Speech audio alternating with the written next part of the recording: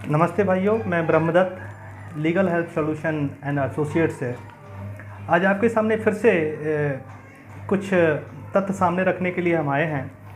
जैसा कि पहले वीडियो में मैंने बताया था कि डोमेस्टिक वायलेंस एक्ट में कि डीपीओ की रिपोर्ट, जो डोमेस्टिक इंसिडेंट रिपोर्ट जो है वो कितनी अहमियत रखती है और उसके बेस पे एक पक्षी कार्रवाई किस तरीके से स्टार्ट कर दी जाती है, बिना किसी जांच के किस तरीके से स्टार्ट कर दी जाती है।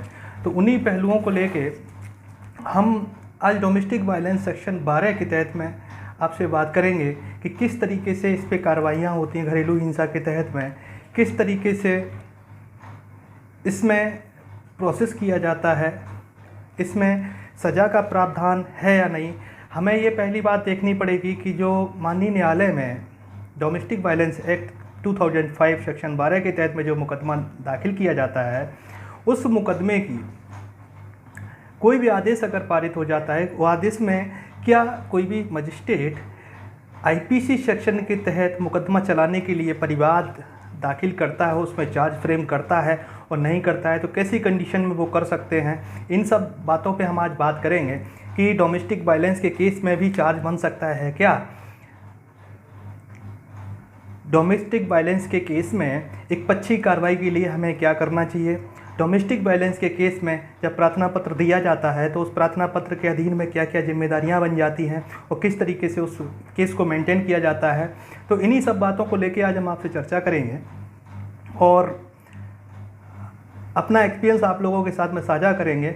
इसलिए आप लोग अपनी राय कमेंट के जरिए हमें ज़रूर दें ताकि कि हम आगे भी अपना सुधार कर सकें। और दूसरी बात, ये जो मेरा वीडियो है इसको ज़्यादा से ज़्यादा सब्सक्राइब करें। मुझे पूरा भरोसा है कि हमारी वीडियो से आपको निश्चित ही राहत मिलेगी, आपका बचाव पक्ष मजबूत होगा। और ये जो हमारा वीडियो है सिर्फ पुरुषों के हितों के लिए है, ना कि किसी महिला के हितों के लिए है। अगर कोई महिला अगर हमारे वीडियो में किए गए तथ्यों को अगर अप्लाई करती है तो उसके लिए डिमेरिट्स बहुत हैं। यहाँ पे सिर्फ हम अभी फ़िलहाल पुरुषों के बचाव के हेतु हम अपने वीडियो पोस्ट कर रहे हैं, जिसमें कि हम देख रहे हैं कि कानून में खामियां कितनी हैं। डोमेस्टिक वायलेंस एक्ट जो पुरुषों के खिलाफ में मिसयूज किया जाता है, उसमें किस तरीके से कार्रवाई होती है, सेक्शन 12 के तहत में किस तरीके से क्या क्या प्रार्थना पत्र दिए जाते हैं, इन सब मुद्दों पे हम आगे बात करेंगे। मेरा वीडियो अंत तक आप देखते रहिए, तभी आपको फ़ायदा होगा। तो चलिए अब बात करते हैं कि डोमेस्टिक वायलेंस सेक्शन 12 की। इससे पहले मैं आपको थोड़ा सा रिमाइंड पीछे ले जाता हूँ। एक मैंने वीडियो डाला था, उस वीडियो में मैंने ये कहा था कि डोमेस्टिक इंसिडेंट रिपोर्ट जो है, जो मजिस्ट्रेट जो तलब करते हैं, उससे पहले महिला को अपने क्षेत्राधिकार में, अपने ज़िले में जो डोमेस्टिक प्रोविशन अधिकारी हैं उनको एक कंप्लेन देनी होती है। तो महिला वो कंप्लेन ना देके वो सीधा डोमेस्टिक वायलेंस एक्ट सेक्शन 12 के तहत में मुकदमा दाखिल कर देती है।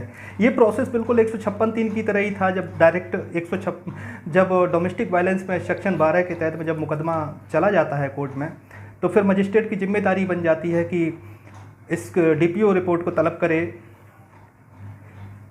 तो इन्हीं सब बातों को हम स्टार्ट करेंगे। अब इसको हम आगे बढ़ाएंगे कि सेक्शन 12 जो डीवी है, डोमेस्टिक वायलेंस एक्ट है, इसमें जब आप कोई प्रार्थना पत्र दाखिल करते हैं तो सबसे पहले मजिस्ट्रेट की जिम्मेदारी हो जाती है कि पहली तारीख देने से पहले मजिस्ट्रेट को एक नोटिस इशू करना होता है डीपीओ के लिए और वहाँ से रिपोर्ट तलब की जाती है। उस रिपोर्ट को देखने के बाद ही मजिस्ट्रेट आपको डोमेस्टिक वायलेंस एक्ट 13(1) के तहत में प्रतिवादियों को तलब करने के लिए नोटिस इशू कर सकता है।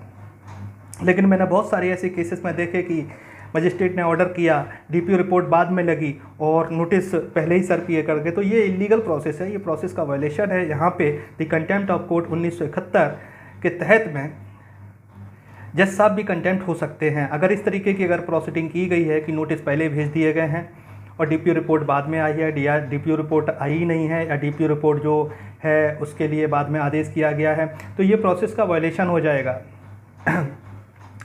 दूसरी बात यह है कि इसमें आपने देखा कि section 18, section 19, section 20, section 21, section 22 के तहत में एक पक्षी कार्रवाई करने का प्रोसेस है।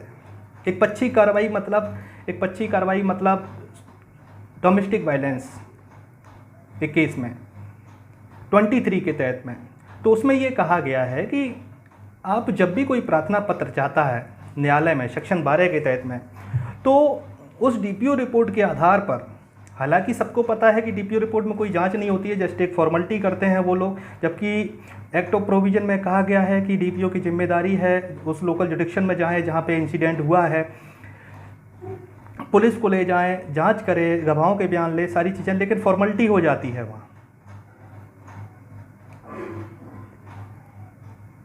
दूसरा प्रोसेस ये है कि महिला को पहले शिकायत देनी चाहिए, अगर वहाँ से अगर कोई मुकदमा पंजीकृत नहीं हुआ है या डोमेस्टिक वायलेंस पे कोई भी कार्रवाई नहीं हुई है, तो सेक्शन 12 के तहत में उसकी एक कॉपी लगानी चाहिए। तो यहाँ पे भी एक लीगल प्रोसेस हो जाता है महिला द्वारा। तो इस तरीके से भारत में जितने भी डोमेस्टिक वायलेंस के केस चल रहे हैं, वो मुझे लगता है कि कहीं ना कहीं इसमें लॉ का वॉल्यूशन हुआ है। ठीक है, दूसरी बात आती है कि एक पक्षी कार्रवाई के लिए, एक पक्षी कार्रवाई की जब बात आती है, तो एक पक्षी कार्रवाई में कहा गया है 23, जैसे कि कोई section 19, section 20, section 21, section 18, section 22 के तहत में कोई अगर राहत लेनी है या सहायता लेनी है, तो उसमें ये प्रोविज़न दिए गए हैं कि किस तरीके से आपको एक पक्षी कार्रवाई, तो वो एक पक्षी कार्रवाई जो है मजिस्ट्रेट उस प्रार्थना पत्र और उस डीपीओ रिपोर्ट के आधार पर ही ये स्वतः संज्ञान ले लेते हैं कि हाँ ये डोमेस्टिक वायलेंस हुई है। मतलब प्रतिवादियों ने, जो रेस्पोंडेंट हैं, उन्होंने घरेलू हिंसा की है। और इस चीज़ को पुख्ता करने के लिए जिसने मुकदमा दायर किया, जिसने प्रार्थना पत्र दिया, उससे एफिडेविट लिया जाता है और एफिडेविट के आधार पर ही ये मान लिया जाता है कि विपक्षी ने इस तरीके से घरेलू हिंसा की है। तो हमें वहाँ पे काउंटर देना है, अपना on the spot her section में अपना काउंटर देना है, उससे हमें अपना बचाव मिलेगा। क्योंकि ये एक्ट ऑफ प्रोविजन में ये कहा गया है, अगर मजिस्ट्रेट स्वतः कॉग्निजेंस लेके अगर आपके खिलाफ में अगर एक पक्षी ऑर्डर कर रहे हैं, तो इसका मतलब ये है कि उन्होंने घरेलू हिंसा को पाया है। अगर आप अपना कोई कटाक्ष अगर नहीं दे पाए, ऑन पेपर अगर कोई अपना कटाक्ष नहीं दे पाए, तो जाहिर सी बात है कि सारे आदेश आप पे लाई करेंगे। ये प्रोसेस होगा सीआरपीसी के तहत में। दूसरी चीज़ जो है उस पहलू में ये कहा गया है कि जो एक्ट है, जो आपका बहुत इम्पॉर्टेंट है, जो आपको देखना पड़ेगा, क्या आज की डेट में जितने भी ऑर्डर मजिस्ट्रेट ने किए हैं, जिन ऑर्डरों का वायलेशन हुआ है या उसको फॉलो नहीं किया गया है, क्या मजिस्ट्रेट ने आज तक कभी भी कोई भी डीवी के केस में क्या चार्ज फ्रेम किए हैं? क्या डीवी के केस में जब कानून के मुताबिक चार्ज फ्रेम करने का अधिकार है, तो फिर आज तक चार्ज फ्रेम क्यों नहीं हुए? तो यहाँ पे दो बातें हैं। पहले तो जब कोई महिला सिर्फ डोमेस्टिक वायलेंस का केस करती है,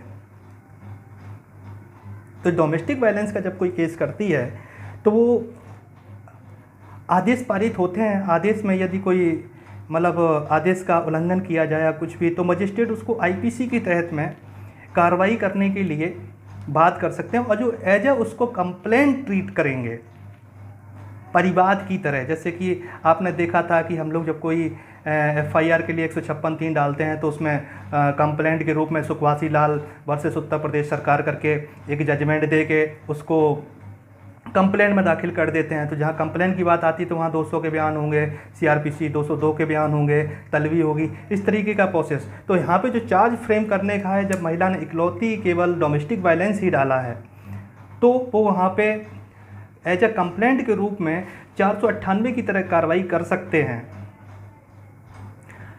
दूसरा ये है कि अगर महिला ने एफआईआर भी दर्ज कराई है और आईपीसी सेक्शन में थाने में एफआईआर दर्ज कराई है, और डोमेस्टिक वायलेंस सेक्शन के तहत में यदि कोई उसके आदेश का उल्लंघन हुआ है, तो आईपीसी में कार्रवाई कैसे करेंगे? तो हमें वहाँ पे ये चीज़ लड़की को बतानी पड़ेगी, उस महिला को बतानी पड़ेगी कि हाँ, यहाँ पे ये हमने 498 का केस फाइल किया है, उसको आधार बनाया जाएगा उसकी प्रोसीडिंग को। लेकिन डीवी एक्ट के तहत में, आईपीसी के तहत मैंने आज दिन तक तो नहीं सुना कि किसी भी मजिस्ट्रेट ने चार्ज फ्रेम किए हो। एज उसको कंप्लेंट ट्रीट कब कर सकता है, जब